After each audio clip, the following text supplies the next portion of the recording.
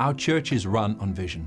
The visions of the Old Testament prophets foretelling the coming of Christ, the visions of the New Testament authors showing us more about the end-time events, the visions of one of our founders, Ellen White, which still guide the church in various ways. The Adventist Church is a visionary church, a church that looks towards a future, and that future is wonderful. Yet at the same time, Adventist churches are not very good at creating a vision for their own mission. Our vision is so focused on the wonderful future that we all await that it's hard to create a vision for the local church here and now. The problem is that, without a good vision for here and now, we'll be less effective in reaching every nation, people and tongue.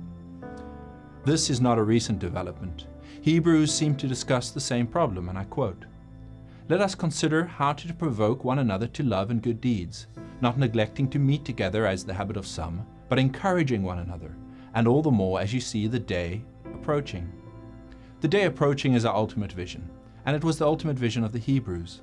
But at the same time, we must consider how to provoke one another to love and to good deeds.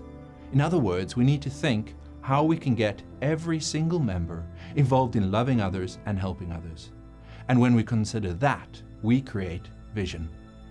Now maybe your church has a vision statement, maybe it doesn't. If it doesn't, it might be time to get around to that. Maybe that's where you should start. If your church does have a vision statement, who knows about it? Who wrote it? Who was involved in it? How old is it? Is it still relevant? Did you include young people when you wrote it? Do young people help implement it? When did you last evaluate it? And did young people take part in that? Ultimately, vision is meant to be shared by all members. It needs to be owned by all members.